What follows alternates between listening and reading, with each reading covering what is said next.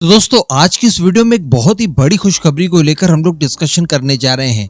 तो जैसा कि लास्ट टाइम हम लोगों ने डिस्कस किया था कि भारत द्वारा सिलीगुड़ी कॉरिडोर या फिर जिसे चिकन नेक भी कहा जाता है, इसे बाईपास करने के लिए एक वैकल्पिक मार्ग को तैयार करने की कवायद चल रही है, जिसके लिए ओरिजिनली हमारा प्लान ये था कि हम लोग बांग्लादेश के साइड से एक कॉरिडोर तैयार करें, यानी एक रेलवे रूट डाल दें, ताकि अगर इन फ्यूचर चिकन नेक का इस्तेमाल हमारी फोर्सेस नहीं कर सकती तो उस समय हम लोग नॉर्थ ईस्ट के 7 राज्यों से जुड़ने के लिए इसी कॉरिडोर का इस्तेमाल करें। लेकिन बांग्लादेश भारत के लिए अब उतना सूटेबल नहीं रहा है। इस वजह से मैंने आपको बताया था एक वीडियो में कि भारत द्वारा नेपाल के साथ भी बातचीत की जा रही है, और चूंकि नेपाल और भारत के बीच में काफी एंशिएंट समय से रिलेशनशिप रहे हैं, कई सारी साझा विरासतों को भी हम लोग एंजॉय करते हैं, रोटी बेटी का रिश्ता माना जाता है, एक दूसरे देश में आना जाना लगा रहता है। इस वजह से काफी आसान होगा कि हम लोग नेपाल के रास्ते सिलीगुड़ी कॉरिडोर का कोई बाईपास कॉरिडोर तैयार कर दें। और इसके लिए जो हमारी तैयारी थी वो कुछ इस तरह की थी कि हम लोग बिहार के जोगबनी को वेस्ट बंगाल के न्यू माइल जंक्शन से सीधा जोड़ें, जो कि वाया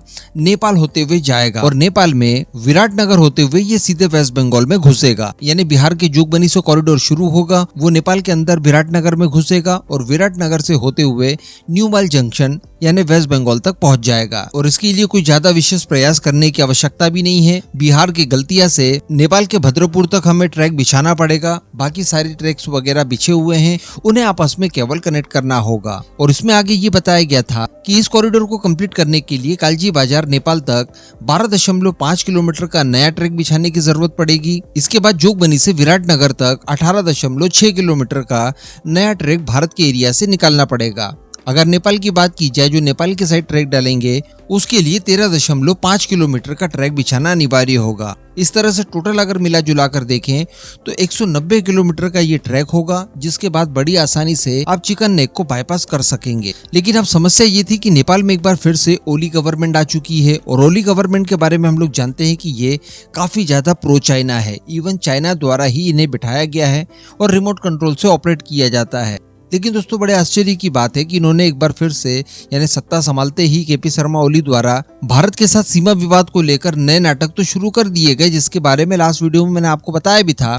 लेकिन इसके अलावा ये भारत के साथ कनेक्टिविटी को और बड़े स्केल पर बढ़ाने के लिए तैयारियां कर रहे हैं इस समय। अल्टीमेटली इनका झुकाव चाइना की तरफ तो है ही है, लेकिन इन्हें पता है कि जिस तरह से चाइना द्वारा रिसेंटली मालदीव को परेशान किया गया और मालदीव को थक हार कर भारत के सामने घुटने टेकने ही पड़े, ऐसी परिस्थिति से हम भी गुजर सकते हैं। चाइना इस समय हमें केवल इस्तेमाल करेगा, लेकिन उसके बाद जब जरूरत पड़ेगी तो मदद तो भारत ही करेगा।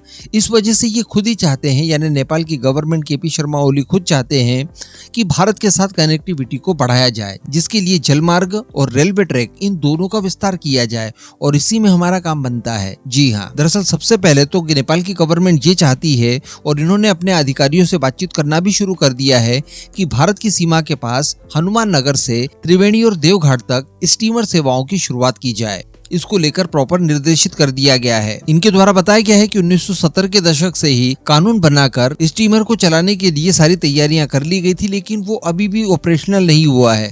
तो इसे जल्द से जल्द तैयार किया जाए, ताकि जो जरूरी इंफ्रास्ट्रक्चर तैयार किया गया था उसका भी उपयोग हो, वो वैसे ही पड़ा हुआ है। इसके चलते जो जलमार्ग तैयार होगा, इससे परिवहन, जिसमें कि ट्रांसपोर्टिंग और लोगों के आने जाने की सुगम व्यवस्था कम से कम किराए पर संभव हो पाएगी। लेकिन इसके बाद इम्पोर्टेंट बात उनकी तरफ से कही गई, जो कि रेल सेवाओं से संबंधित है। उन्होंने अपने अधिकारियों को स्पष्ट कहा है कि जनकपुर से कुर्था रेलवे लाइन में 2 नई लाइनें जोड़ने के लिए काम शुरू किया जाए, इसके लिए भी निर्देशित किया है। बताया जा रहा है कि केपी शर्मा ओली द्वारा नेपाल के एक पूर्व पश्चिम रेलवे लाइन के विकास के लिए प्रस्ताव रखा गया है। इसके बारे में उन्होंने कहा यह है कि नेपाल के रास्ते गुवाहाटी असम, इसके बाद भारत की राजधानी दिल्ली, और इसी के साथ साथ सिलीगुड़ी जो कि पश्चिम बंगाल में है, वहां से लेकर हरिद्वार तक की यात्रा करने के लिए सारी व्यवस्थाओं को, रेल लाइनों को दुरुस्त किया जाए, और जहां पर नए रेलवे ट्रैक बिछाने की आवश्यकता है उसे भी कंप्लीट किया जाए। तो भाई साहब, इस परियोजना के चलते हमारा वो सारा काम हो रहा है जिसके लिए हम लोग